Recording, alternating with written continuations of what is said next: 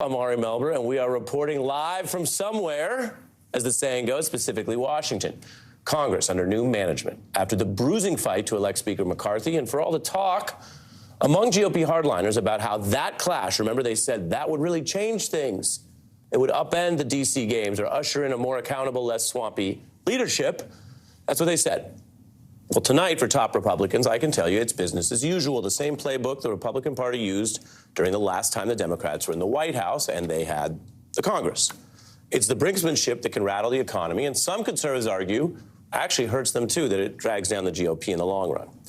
I'm talking about another threat to exploit the financial rules and govern by ransom. The story involves some Beltway jargon that you've probably heard before, the once routine process where Congress confirms the spending that it's already passed, raising the debt ceiling. Now, Republicans, they still do that when they control the White House. They did it 3 times without much fuss, as the Post reported, under Trump. Then they flip around and, claiming principle, they'll threaten not to raise the roof if they then lose the White House. Cue Ted Cruz. The rules of the Republican conference provide not that we will never raise the debt ceiling. It is not my position that we will never raise the debt ceiling. Rather, what the rules say is we will use the debt ceiling as leverage. Aha. Ted Cruz admitting it's about leverage. That means just the power that comes from threatening to actually crash the economy. And these Republicans think that they have a credible threat, that instead of raising the roof on the debt, they will burn down America's credit. In other words, if they don't get their way and the roof is on fire, just let that mother burn. This is something of the Republican Party's moment for that classic song, but in a, well, more concerning manner. The goal is then to use that so-called leverage to do things that apparently they would not otherwise be able to do in our democracy, which is a sign that these things are unpopular, like slashing Social Security and Medicare. And McCarthy's holdouts demanded some of that as they tried to mess with his speaker bid, and he agreed not to raise the debt limit without major cuts, like those. So this is what is being offered as the reason they need to take the country down this road again through this ransom process. Here's what we heard from these folks making threats. We suspend the filibuster in the Senate so we could raise the debt ceiling. That's not how regular finances work. The debt ceiling is going to be a point of contention. I, for one, will not sign a clean bill raising the debt limit. We're going to have to use the debt ceiling and the spending fight in September to demand that Biden do the right thing. We're going to have to use this to demand he does the right thing, which means not doing it, in their view, would be the wrong thing, which means, I hate to be logical on the news covering Washington, it means someone that they say is always right was doing the wrong thing, because under Trump, Republicans abandoned any effort to tie increases to the limit to cuts in federal spending. They just raised the roof.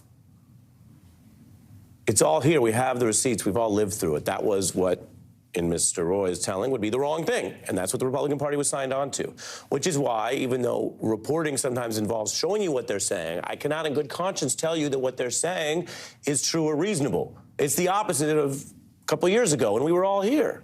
Some of us were even paying attention. And then you have what many Republicans also just claimed a few months ago, what this election was going to be about, what they campaigned on in those midterms. Inflation is outrageous, the border is open, and crime is rampant. Lower the price of gas, lower that price of home heating bills. We have the commitment to America. We literally spell out what we'll do. Make us energy independent, give us an economy that's strong, secure the border. Those are actual policy goals, and I want to be as fair as possible. The point of elections in democracy is to put them up to a public vote and then come back into this town and figure out what you want to do about them, even if people still disagree. But what's happening right now, what is one of the very first priorities, is a completely admitted hostage strategy, Ted Cruz's leverage, to do the very thing they didn't do when they had the power, which means in a very real sense, although I will be careful to point out that some of the goals that were just mentioned are legitimate policy goals that people can, as I said, just debate, the core priority here is not even pursuing those or dealing with inflation. It's getting political leverage to do things that they obviously don't think they could otherwise get done. Is that how you want to live? Well, let's bring in some of our Washington experts, Pulitzer Prize-winning columnist for the Washington Post, Gene Robinson, and professor of politics and journalism at Morgan State University, Jason Johnson. Welcome, gentlemen. Good to be here, Ari. Is it on the level, Gene? On the level, how? I mean, I don't see much that's on the level. I mean, it's dangerous because messing around with the full faith and credit of the United States is obviously a dangerous thing to do. Just to threaten it is a dangerous thing for the U.S. economy, for the world economy. It destabilizes things. To actually go through with it is unthinkable. But they seem determined to take us to the brink, as they have done before. And given the composition of the Republican caucus now, this is a tough one. This would take a lot of skill that I don't know that Kevin McCarthy has to sort of finesse his his caucus into doing the right thing. Therefore, they may have to be circumvented. Yeah. And Jason, I want to talk about why the facts matter here, why we led with recent history. Right. Let's be as fair as possible. If you're in the middle of the Vietnam War and you're using every possible mechanism to try to change it, peel back the troops and defund it, and you do that, even with extreme measures, and you say it's that important to save lives, then that is a position. People could still debate whether the credit's the way to do it, but that could be a consistent position. Yeah. But if the moment a different politician comes into town, you don't do that, then it wasn't about the war. Mm-hmm. And likewise, my question to you is, can anyone take seriously that this is about spending when they did it triple under Trump?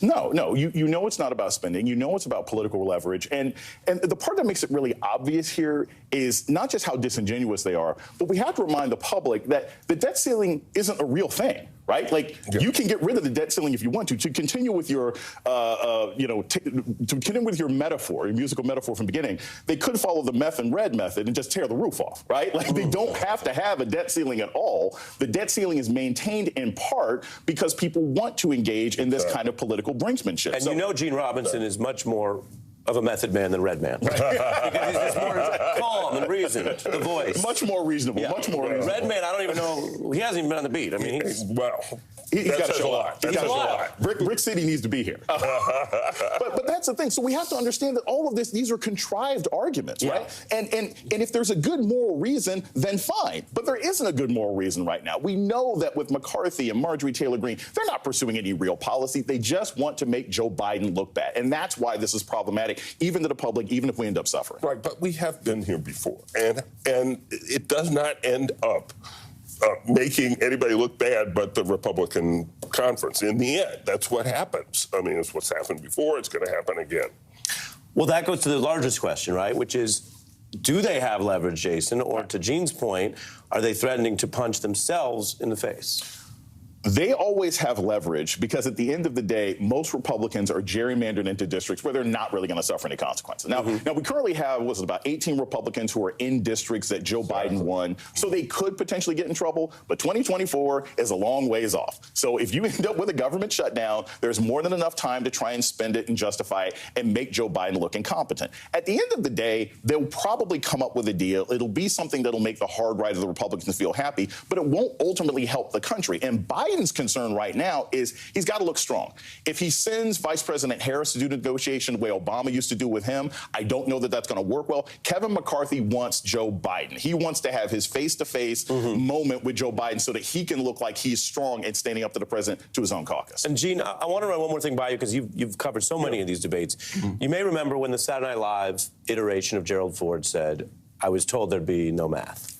Right, yeah. And that's my hope. Yeah. Every day I come into the newsroom. Not my forte. Me too. Me too. But I do want to just look at the actual numbers because there are many people, not just super right-wingers who say, well, wait a minute, does spending always go up, and are my taxes too high? And many people talk that way. And yet, when you look at what's popular, there seems to be a real disconnect here. So reading from folks who do the math, if you actually take off the table cuts to the popular programs, Medicare, Social Security, veterans and defense spending, and again, Bush didn't get anywhere trying to cut those entitlements. And if you're not going to raise taxes, which is something Democrats say you could also do, then you'd have to actually slash 85% of the budget to make it balance, and that is from what we call the numbers people, a nonpartisan committee for a responsible federal budget. Exactly. This is lunacy. It does not make sense. And presumably there are people in the Republican conference who understand those numbers and who know that this is a fantasy that they're preaching, that you can slash and burn.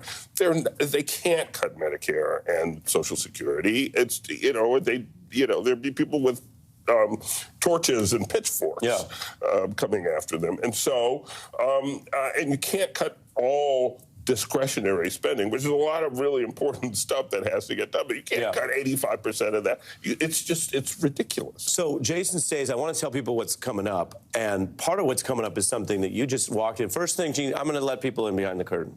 First thing Gene says to me is not talking about, the debt ceiling. Not talking about Congress. He says to me, that was an incredible young comic, the Impressionist last night. He was phenomenal. He was phenomenal. He was as good as I've heard. And you said, I didn't tell you to say that. Yeah, no, you didn't. You walked in talking about Matt Friend. So Matt Friend. I love that, which is what we're going to get to later in the show. So my thanks to Gene Robinson, who loves Matt Friend, a friend in the making. Jason Stays.